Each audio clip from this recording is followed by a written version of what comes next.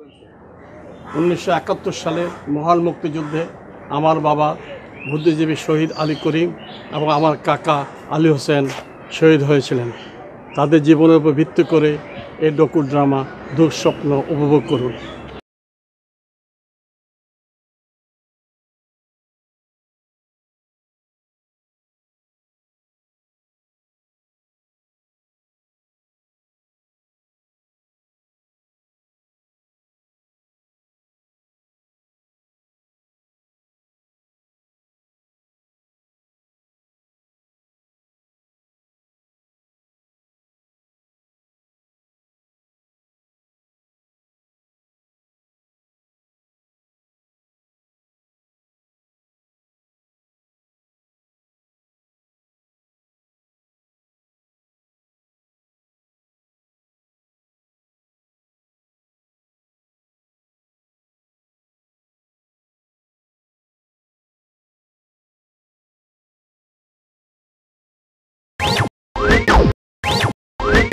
প্রধানমন্ত্রী ইন্দিরা গান্ধী মত দিয়েছেন।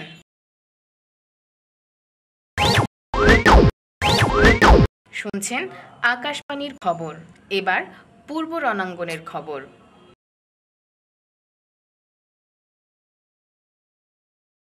পাকিস্তানি বাহিনী পূর্ব বাংলার নিরীহ বাঙালিদের উপর হামলা অব্যাহত রেখেছে। যুদ্ধক্ষেত্র থেকে আমাদের সংবাদদাতারা জানিয়েছেন, পাকিস্তানি বাহিনী পূর্ব বাংলার শত শত গ্রাম জ্বালিয়ে দিয়েছে।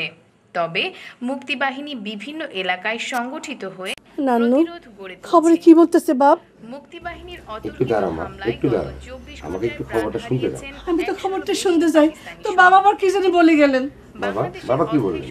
তোর বাবা বলতেছিলেন দুইটা কষার নাকি মানুষ ধরে জবাই করতেছে। আমার তো খুব ভয় লাগতেছে বাপ। তুমি কোনো ভয় করো না মা, অন্যায়কারীরা সারা জীবনে ভীত থাকে। মা তুমি দেখে নিও, ওরা একদিন ধরা পড়বেই, আর আমাদের মুক্তিযোদ্ধারা ওদের কচুকাটা করে ফেলবে। তাই জন্য হয় মা, আল্লাহ কাছে দোয়া করি তাই জন্য। বিভিন্ন এলাকায় কতিপয় বাঙালি দুষ্কৃতকারী পাকিস্তানিদের সহায়তা এসব কি শুনতেছি? খবর পাওয়া গেছে। আমার তো বিশ্বাস হচ্ছে না। জামায়াতে ইসলামী নেতা স্টেশন থেকে ঘুরে আসলাম, দেখলাম ওইখানে মানুষগুলোরে ট্রেন থেকে নামায়া জবাই করতেছে। দেশের কি অবস্থা? আরো খবর থাকছে খবরের শেষ দিকে। রেডিওতে কি কয়? রেডিওতে সেই খারাপ খবরই তো বলতেছে। পাকিস্তানিরা বিহারি ও বাঙালি কসাইদের নিয়ে একটি কসাই বাহিনী গড়ে তুলেছে। এই বাহিনী বাঙালি ও মুক্তিযোদ্ধাদের জল্লাদখানায় ধরে নিয়ে জবাই করে হত্যা করছে। এবার খেলার খবর। বিহারি কসাইদের নিয়ে ওরা একটা কসাই বাহিনী করেছে, এবং ওরাই বাঙালিদের ধরে ধরে নিয়ে জবাই করছে, এবং গরু কাটা দা দিয়ে তারা মানুষ জবাই করছে, তারপর তাদের বুক চিরে ফেলছে। মা, এই কি বিভৎসতা! দেশটা কি হলো? আমরা কি করবো এখন? কিছু তো আমাদের করতেই হবে। আমি কিছু বুঝতে পারতেছি না মিয়া ভাই। মা, আমি কিছু বুঝতে পারতেছি না, আমাকে কি করা উচিত?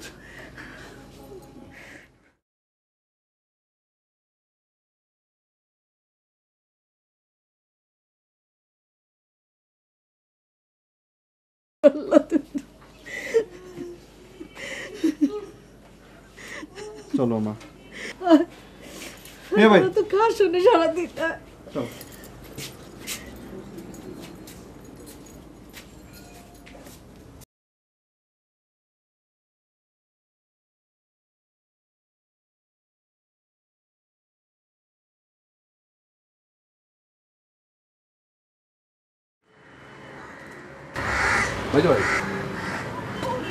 আলী হোসেন, তুই অফিসে যেতেছেন? হ্যাঁ। আই ভাবি গড়ে নিতাম আইসি। কে? সাইড দিকের অবস্থা ভালো না, যুদ্ধ চলতেছে, এর মধ্যে এতগুলো হলো আনলে থাকবেন কেমনি? ঠিক আছে, তুই ঘরে যা, আমি দেখি চিন্তা করে। আচ্ছা।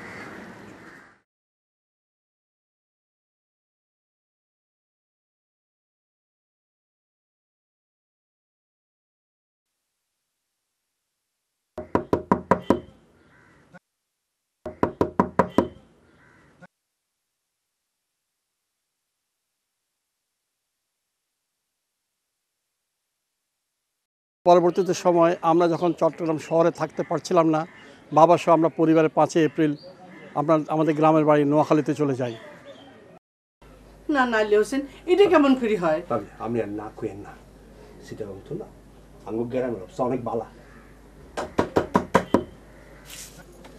আপনি বই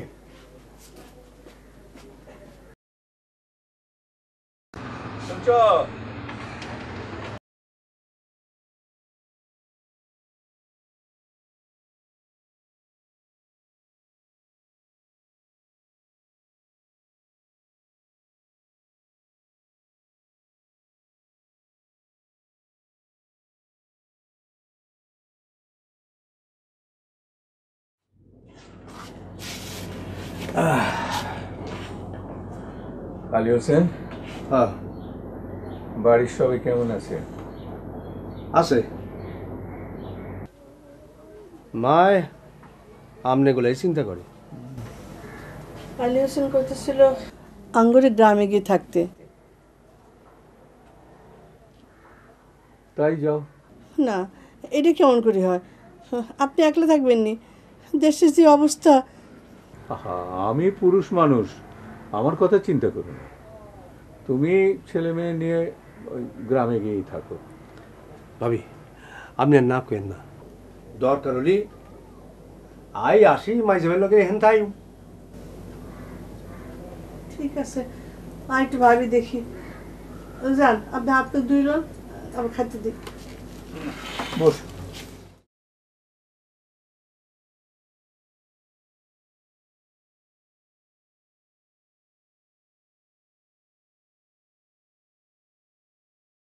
শেষের দিকে আমার বাবা এবং আমার ছোটো ভাই গাজী কামাল উদ্দিন কামরান তাকে নিয়ে পাহাড়তলিতে আবার চলে আসে।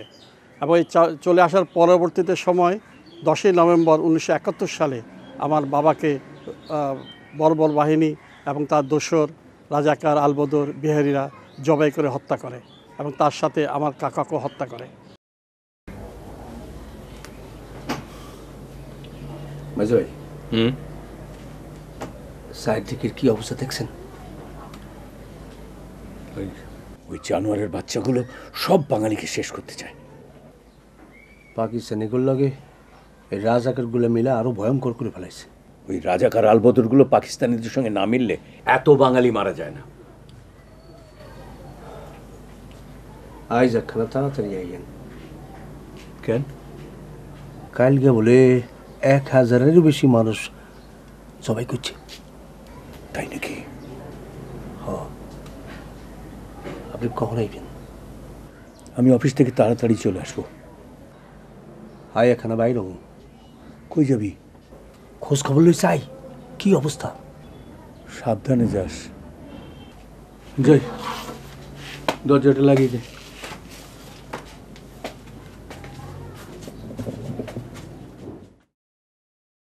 নোয়াখালীতে চলে আসার পর আমরা মুক্তিযুদ্ধে যাই। ইতিমধ্যে আমার বড় ভাই, যিনি পশ্চিম পাকিস্তানে আর্মিতে অ্যাকাউন্টস অফিসার ছিলেন, তিনিও চলে আসেন এবং আমরা 3 ভাই মিলে মুক্তিযুদ্ধে যাই। মুক্তিযুদ্ধের ট্রেনিং শেষ করার পর আমরা যখন গ্রামে ফিরে আসি, তখন বড় ভাই ভাবির সাথে, উনি বিবাহিত ছিলেন, ভাবির সাথে দেখা করার জন্য গ্রামের বাড়িতে যায়। রাজাকাররা পাকিস্তানি বাহিনীকে খবর দেয়। খবর দেওয়ার পর তারা পাকিস্তানি বাহিনী এবং রাজাকাররা আমাদের বাড়ি আক্রমণ করে। সেখানে আমাদের বাড়ির সামনেই গোলাগুলি হয়। বাড়িকে লক্ষ্য করে তারপর সেখান থেকে আমরা পিছু হটে আমরা আরও ভিতরের দিকে, সেই আমিষাপাড়ার দিকে আমরা চলে যাই। মিয়া ভাই শোন, আজ 20 রমজান গেল। দেশটা যদি স্বাধীন করতে পারি, আগামী বছর সবগুলো রোজাই রাখবো ইনশাল্লাহ। মিয়া ভাই, তুমি না বাড়ি গেছিলা? সবাই আছে কেমন? ভালো না, মায়ের অবস্থা খুব খারাপ। মা খুব দুশ্চিন্তায় আছে। আর ভাবি? সেও ভালো নেই। তাকে এবার আসার সময় বলে এসেছি, দেশ স্বাধীন না করে আর ফিরবো না। মিয়া ভাই। সালিম ভাই, সালিম ভাই। কি হয়েছে? কি ব্যাপার? কি হয়েছে? আপনার আব্বারে ধরে নিয়ে গেছে গা। কি? চল যে। মিয়া ভাই, তোমার যাওয়াটা বোধহয় ঠিক হইব না। তোমার তো মিলিটারি খুঁজতেছে। হ্যাঁ, সেলিম ভাই চলেন আমি যাবো। তুই আমার লয়ে চল। তাহলে এক কাজ কর, তোমার শোন। যাইতে হইব না। তাহলে এক কাজ কর, আগে থানায় যাবি না, আগে বাবার অফিসে যাবি, হ্যাঁ। সেখান থেকে নির্পেন কাকাকে নিয়ে তারপর থানায় যাবি। ভালো কথা কইছো। আর শোনো, তুমি তাহলে এদিকটা সামলাও, অপারেশন দিকটা তুমি সামলাও, ঠিক আছে? আচ্ছা ঠিক আছে। এটা রাইখা যাই। হ্যাঁ হ্যাঁ হ্যাঁ চলেন ভাই। সোহেল চল।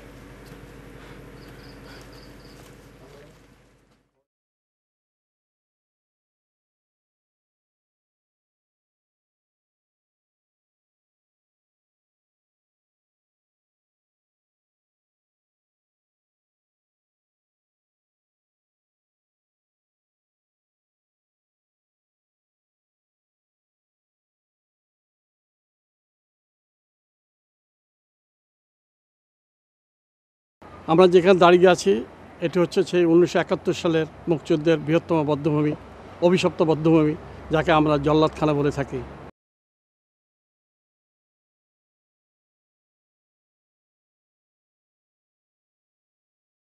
এখানে আমার বাবাকে, কাকাকে সহ হাজার হাজার লোককে জবাই করে হত্যা করেছিল পাকিস্তানি বাহিনী এবং তাদের বর্বর এবং তাদের দোসররা।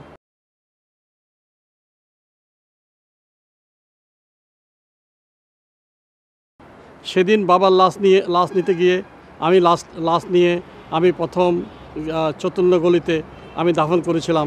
যে লাশটি যে নিয়েছিলাম সেই লাশটি কার লাশ ছিল আমি জানি না। আসসালামু আলাইকুম। ওয়ালাইকুম আসসালাম। কি চাই?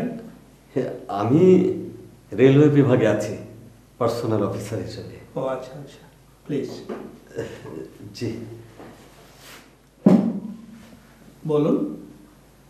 ওসি সাহেব, আমার বাবাকে খুঁজে পাচ্ছি না। কারা যেন ধরে নিয়ে গেছে। অন্য কোথাও খুঁজেছেন? জি, হাসপাতাল সহ অন্যান্য সব জায়গায় দেখেছি, কোথাও পাচ্ছি না। প্লিজ আপনি একটু দেখুন না।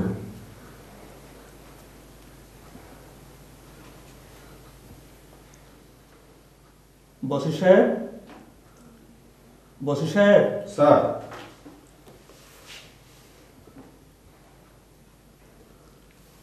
ওনার বাবাকে খুঁজে পাওয়া যাচ্ছে না। স্যার আসুন, আমার সঙ্গে আসুন।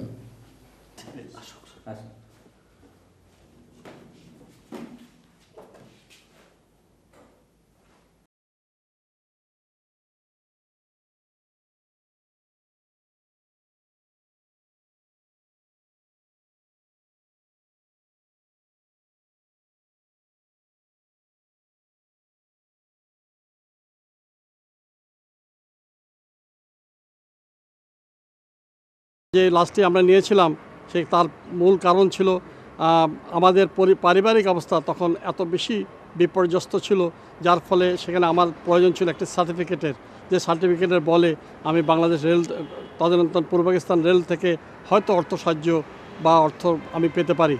এরই পরিপ্রেক্ষিতে সেই লাশটি নিয়ে আমরা চৈতন্য গলিতে দাফন করেছিলাম। স্যার, আজ সকালে যে 4টা বডি এসছে তার মধ্যে একটি।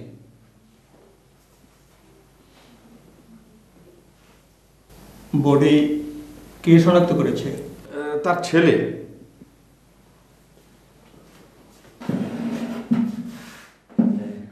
আমরা লাশটা নিয়ে যেতে চাই। আমি বডিগুলো হাসপাতাল পাঠাচ্ছি, পোস্টমর্টেম রিপোর্ট পেলেই নিয়ে যেতে পারবেন। জি একটু দ্রুত ব্যবস্থা করবেন। আসেন, আমার সঙ্গে আসেন। জি চলো। বডি মর্গে পাঠাচ্ছি স্যার। জি চলো সেলিম।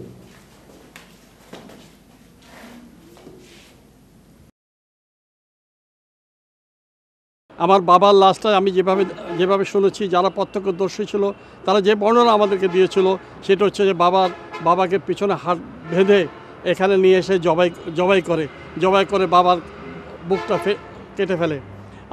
বাবাকে আমরা ফিরে পাইনি, এমনকি আমার বাবার লাশও আমরা পাইনি। কিন্তু বাবার নামে আমি সেই একজন মুক্তিযুদ্ধ হয়ে বাবার নামে একজনের লাশ আমি মিথ্যা স্টেটমেন্ট দিয়ে দাফন করেছিলাম। সেটা মাঝে মাঝে আমার কাছে খুব খারাপ লাগে। সেই স্মৃতি আমাকে পীড়া দেয় যে আমি একটা লাশ দাফন করেছিলাম বাবার নাম নিয়ে আমার নিজের স্বার্থের জন্য, তখন আমি ছিলাম অসহায় একজন নাগরিক, অসহায় একজন মানুষ, যে মানুষ মুক্তিযুদ্ধের সব কিছু হারিয়ে যে বেদনা নিয়ে আমরা এই দীর্ঘ 40 বছর কেটেছে আমাদের।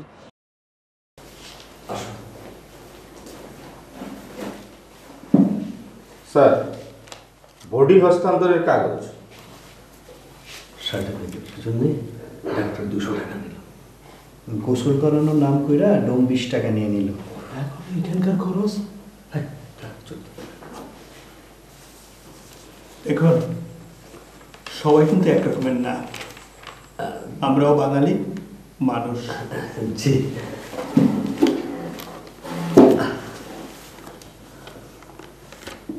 বডিটা নিয়ে যান। এখানে যাদেরকে ধরে আনতো তাদেরকে দিয়ে আপনার এই বদ্ধভূমির পাশে, এটা খুব উঁচু ছিল এবং এখানে সরা ছিল, পাশে সরা ছিল, সরার এখানে গর্ত করেছিল, সেই তাদেরকে দিয়ে আবার এখানে গর্তের ভিতর তাদের লাশগুলো ঢুকিয়েছিল। আমরা অনেক হাত দেখেছি, অনেক মাথা দেখেছি, অনেক কিছু দেখেছি আমরা। তারপর আমরা যেটা জেনেছি সেটা হচ্ছে যে এখানকার আর্মিরা এসে, ক্যান্টনমেন্ট থেকে আর্মিরা এসে সেই লাশগুলি একসাথে করে একটা পাউডার দিয়ে জ্বালিয়ে ফেলেছে। আবার ট্রাকে ট্রাকে অনেক কঙ্কাল লাশ এবং কঙ্কাল এখান থেকে নিয়ে গেছে স্বাধীনতার পরেও, এবং 10 নভেম্বর পরে যে ঘটনাটা ঘটেছিল সেটা হচ্ছে যে পাকিস্তানি বাহিনী এখানে এসেছিল, এসে এখান থেকে যে লাশগুলি এটা ছিল সেই লাশগুলি এখান থেকে কোথায় নিয়ে গেছে আমরা জানি না, এবং কিছু কিছু লাশ এখানে তারা পাউডার দিয়ে জ্বালিয়ে ফেলেছিল।